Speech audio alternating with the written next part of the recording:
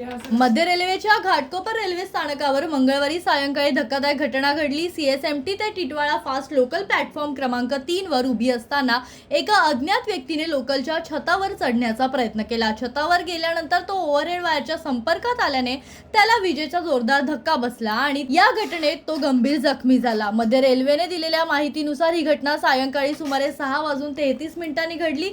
व्यक्ती ओव्हरहेड वायरच्या संपर्कात आल्यानंतर सुरक्षेच्या दृष्टीने वीज पुरवठा काही काळ बंद करण्यात आला। त्यामुळे रेल्वे वाहतुकीवर परिणाम झाला आणि संबंधित लोकल रेल्वे सुमारे 19 मिनिटे स्थानकावर थांबली होती। या घटनेनंतर घाटकोपर स्थानकावर काही काळ गोंधळाचं वातावरण निर्माण झालं। माहिती मिळताच रेल्वे सुरक्षा दलाचे जवान तातडीने घटनास्थळी दाखल झाले।